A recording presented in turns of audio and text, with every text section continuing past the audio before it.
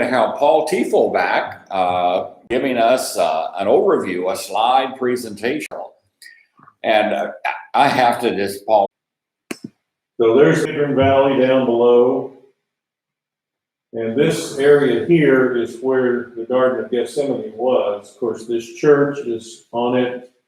The Church of All Nations. Yeah, back here, that's either a dorm or a monastery. This right there on the slope is a Russian Orthodox Church of St. Mary.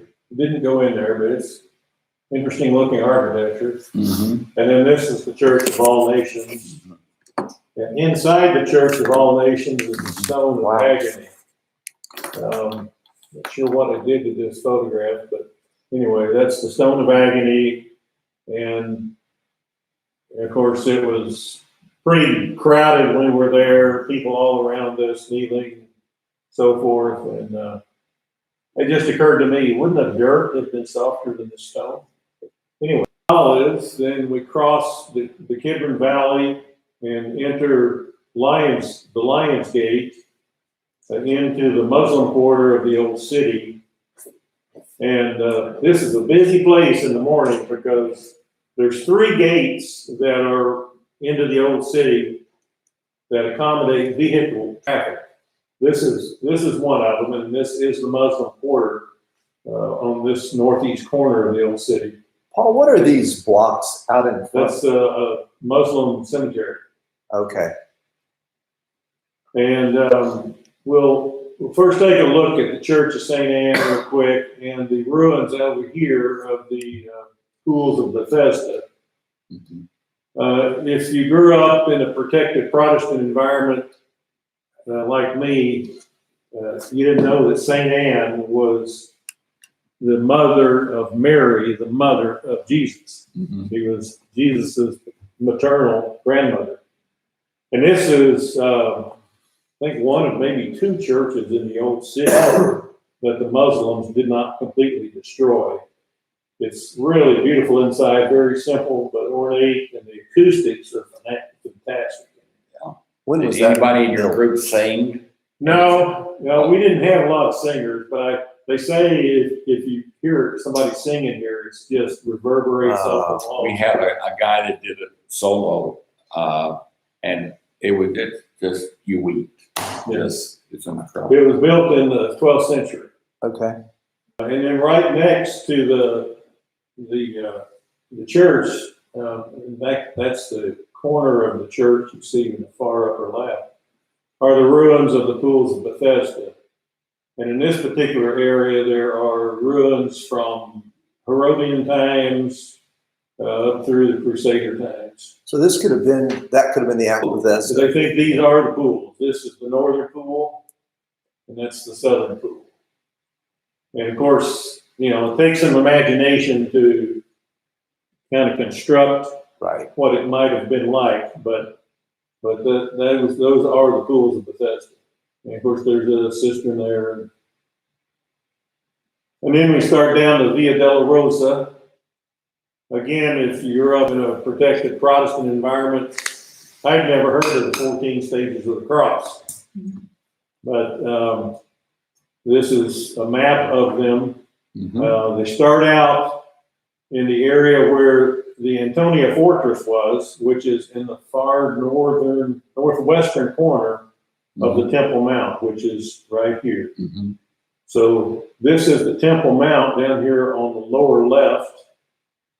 And this area here is where they believe the Antonia Fortress sat.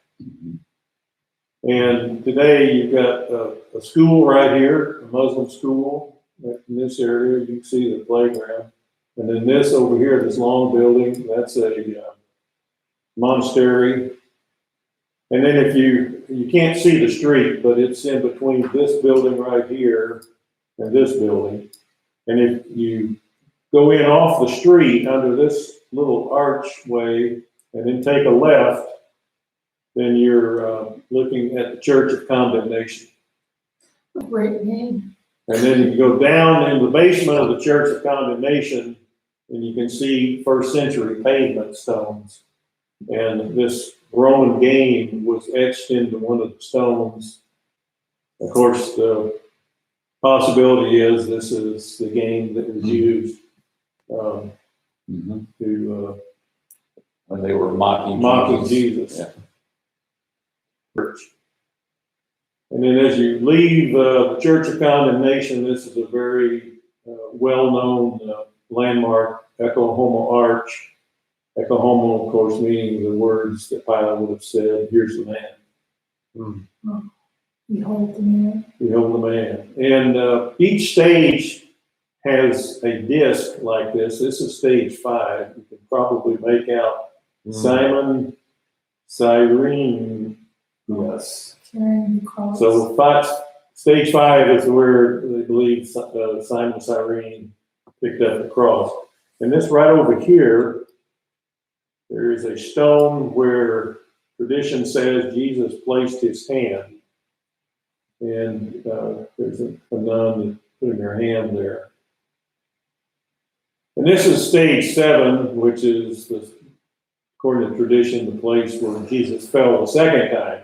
But I show this just to show you, this is not some kind of holy contemplative walk. This is right through the middle of the Muslim marketplace. And we entered this courtyard on the far right. And stage 9 is actually this little portico, whatever it is there on the right side. But this is the plaza where we came into the Church of the Holy Sepulchre. Did you learn about And then you see the ladder. This ladder right here, there are drawings dating back to like 1760 that show this ladder. It's never been moved, and of course I think it was Solomon, Sultan Solomon, or maybe a later sultan, but established who has administration over this church. And of course, it's a committee: Greek Orthodox, Catholic, and I think Armenian are the primary ones, and then there's a handful of others that have some input as well.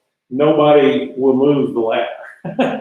Well, yeah, that's like the Church of the Nativity, and I can't remember exactly all the details here, but there's only one family that has the key to the door, and his family has to open that up and close it every day. It's interesting that has not weathered and just fallen apart over the years just because of weather. Yeah, I wouldn't want to climb on it, but yeah, you're right. How long is the Via Dolorosa? It's about 600-700 yards. Okay. That's the whole length of it? Yeah. Wow. Yeah. And the Church of the Holy Sepulchre was built in the 4th century originally. Huh. And there are many, many things inside there. This is the area of the crucifixion. Again, this is what tradition is saying, It's like Origins time. Yeah. And there, certainly according to our guide, who was the lady that was Russian Orthodox, and she's done a lot of study, and she certainly believes what she studied, that this is the traditional place. There's a chapel of the Three Marys in here, supposedly where the Three Marys stood. And there are places where you can look through glass and see rock. You can see one rock that split, that they believe split when the earthquake occurred. This is the bed of anointing when Jesus' body was taken down from the cross. And then this is the edicule, where supposedly Jesus' body was laid. This structure sits under the big dome, and it's probably 40 feet tall, maybe 45, and maybe, 25, 30 feet long, 25 feet or 20 feet across maybe. And this is the doorway to it.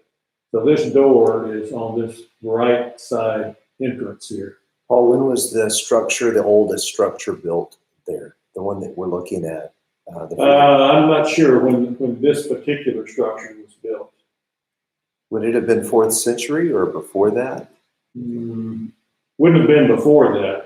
around that time. Either from that time or maybe later. But of course, there's been destruction over the years, earthquakes. The Muslims did not destroy the church completely. When we were there was an hour wait to walk through this doorway. And we didn't do that.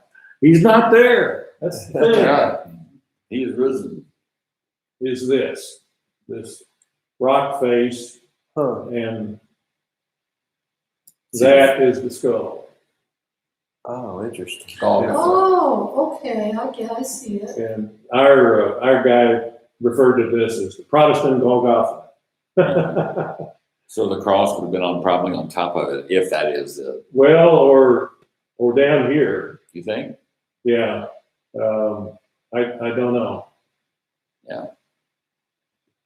The garden itself, the Church of the Holy Sepulchre is jammed with people. It's very busy. The garden tomb area is very peaceful. You can go in and reflect here. There's the tomb on the upper left, and then this is the channel right here where the stone would be rolled over the tomb. And then this shows, that again, it's very beautiful gardens in there. This is inside the tomb. So the benches in the back here would be where the bodies would be laid. So it's, which one is which, I don't know. Where was he really buried? We went out to the west side. You'd see this is the old city here. And went out west and visited the Holocaust Memorial. Mm. Now this looks like grounds, but that's the roof. And of course, I didn't take any of these photos. You're not allowed to take photos here. Yeah, I don't even remember that. When we went through it, and each candle obviously was supposed to be for a person that was killed during the Holocaust. And this is some more of the inside, all the names, all the remembrance. And then outside there are these various memorials. Upper left is one of the children, the Jewish fighters. And of course the rail car. I didn't see that either. That's interesting. And there's also a memorial area to Schindler and Corrie ten Boom there. Then we visited this museum. I don't have any photos of it because it doesn't really lend itself to photos. It's all audio video inside. And this is exactly what it says, the Friends of Zion. It's to commemorate all of the people that have helped Israel become what it is today. Was it moving, or would you recommend going to that? Yeah, if you've got the time, it's worth seeing. But it's, it's a lot of just video, and there are various videos that you can interact. You start them when you want to see them.